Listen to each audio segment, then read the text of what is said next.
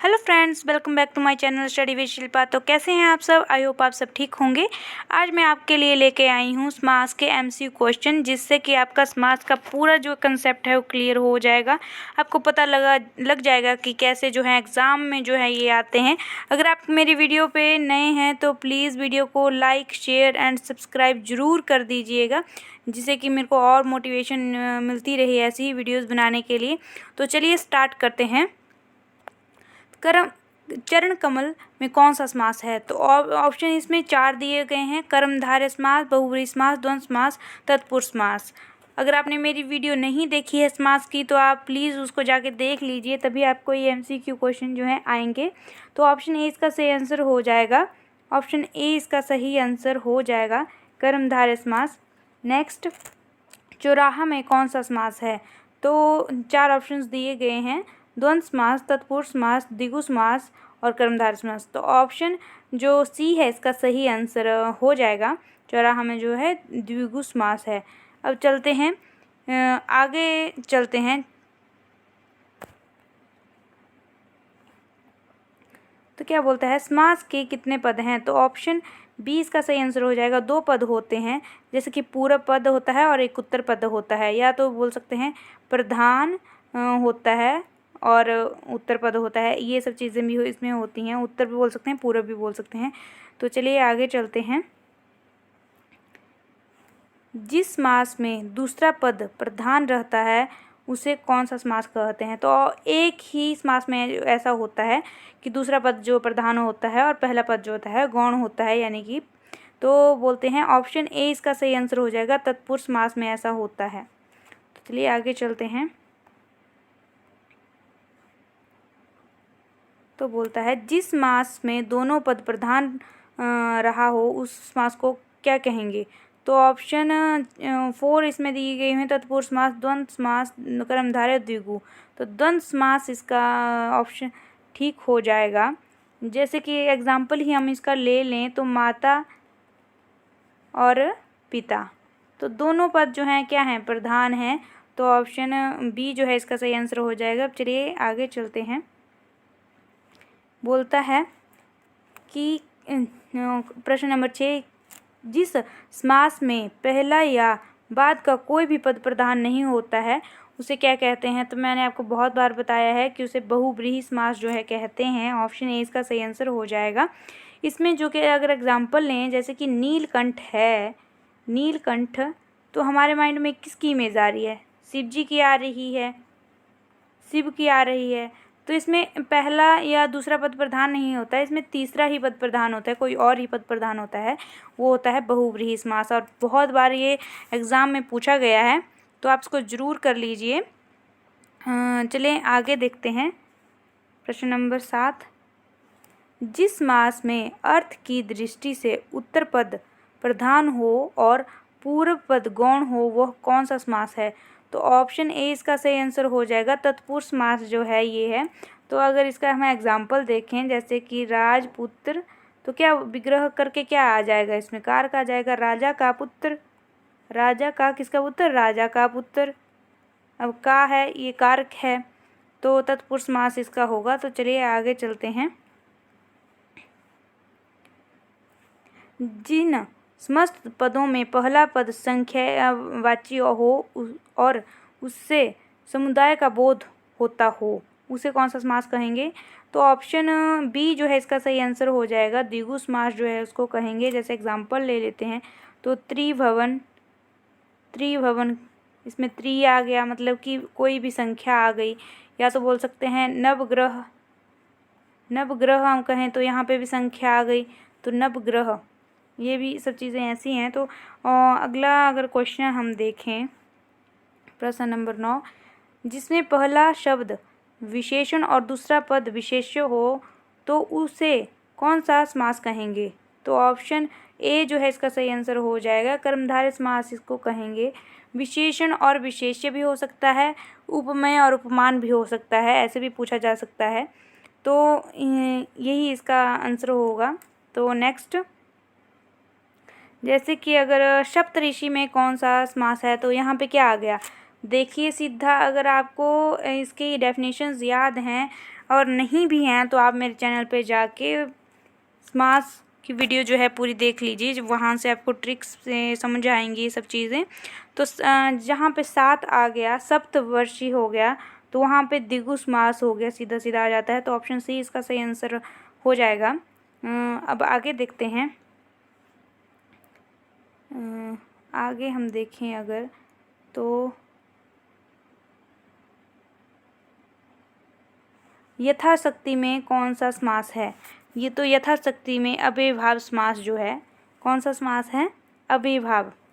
अव्ययीभाव समास होगा। यथा शक्ति व यथा रुचि, यथा रुचि है यहाँ पे, यथाशक्ति अव्ययीभाव समास आ जाएगा जहाँ पे कभी भी यथा लगा हो, आ लगा हो, प्रति लगा हो, तो ये सब चीज़ें जो भर लगा हो, ये सब चीज़ें जो हैं लगी होंगी प्रथम में, तो वो क्या होंगे? अव्ययीभाव समास होंगे। ठीक है, अव्ययीभाव समास वो होंगे। तो चलिए आगे अगर अगला प्रश्न हम देखें, निम्नलिखित में से कौन सा तत्पुरुष समास नहीं है?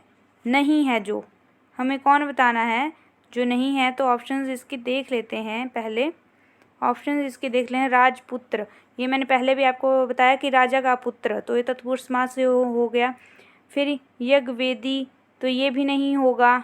ग्रामवासी, ग्राम के वासी हो जाएगा, ये भी नहीं होगा। तो क्या होगा? आजन्म, ये क्या है? आजन्म जो है ये अव्ययीभाव समास है। कौन सा है? अव्ययीभाव। आ लग गया यहाँ पे तो अव्ययीभाव समास है, तत्पुरुष समास नहीं है। तो ऑप्शन सी इसका जो है सही आंसर हो जाएगा। तो आगे का प्रश्न अगर हम देखें, निम्न में से कौन सा कर्मधारय समास नहीं है? अर्धमरा। तो ऑप्शन ए इसका सही आंसर हो जाएगा।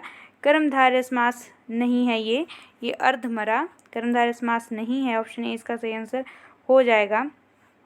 हम अब आगे देखें, गुरुदेव शब्द में कौन सा समास है? तो इसमें कौन सा है? कर्मधारय समास है। ऑप्शन ए इसका सही आंसर हो जाएगा। कर्मधारय समास इसका है।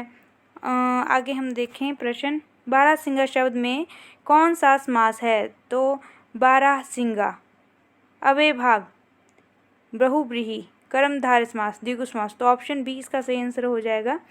बहुव्रीहि समास जो है इसमें है। नेक्स्ट, निम्न में से कौन सा शब्द कर्मधारय शब्द है?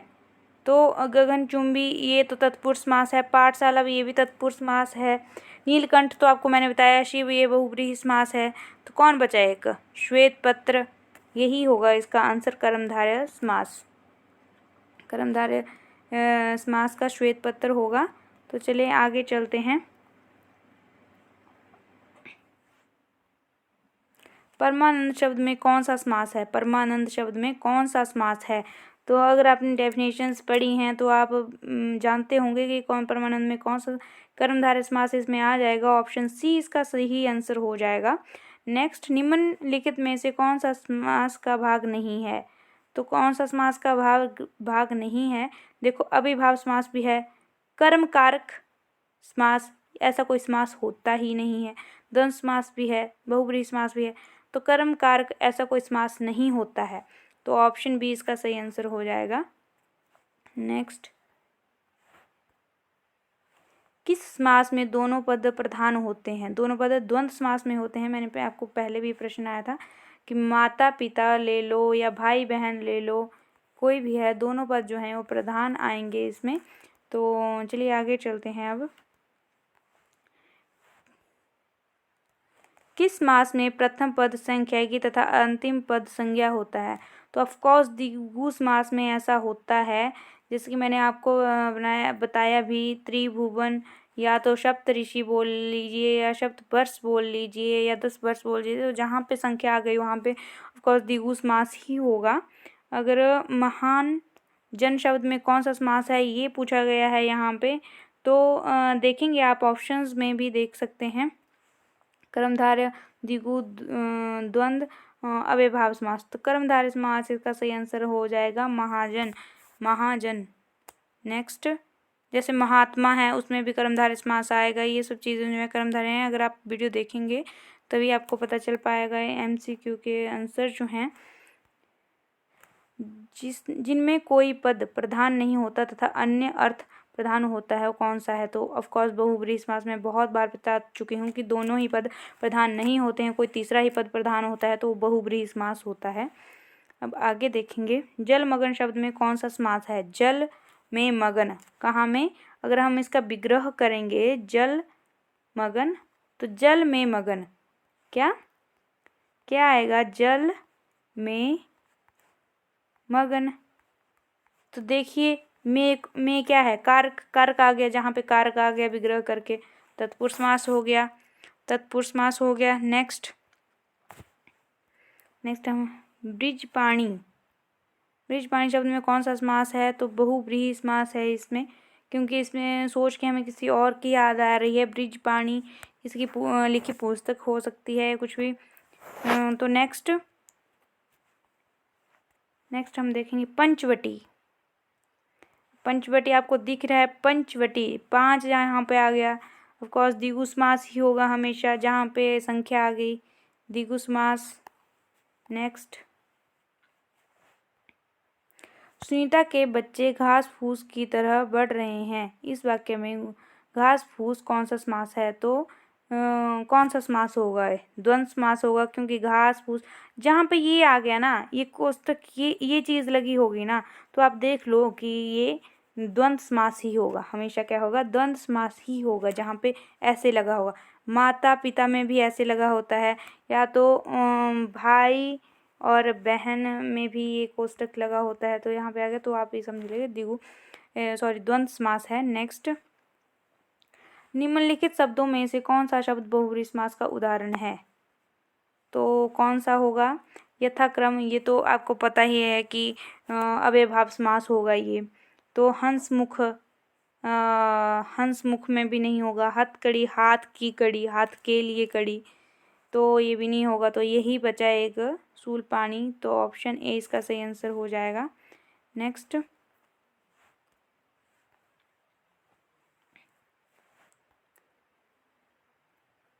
नीचे दिए गए शब्द में से कौन द्विगु समास है? तो ऑप्शन द्विगु समास में क्या होगा? जहाँ पे संख्या होगी। चतुर्भुज, और इन सभी में से चतुर्भुज मतलब चतुर्भुज 4 हैं भुजाएं, जिसकी मतलब कि संख्या आ गई, तो पता ही है कि द्विगु समास होगा।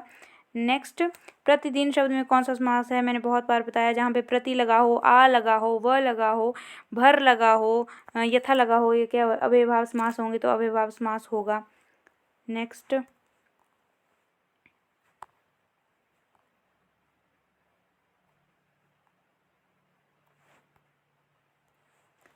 कृष्णा और सुदामा गुरु भाई थे, इस वाक्य में गुरु भाई कौन सा समास है होगा? तो तत्पुरुष समास होगा। ये तो दिख रहा है कि तत्पुरुष ही समास होगा।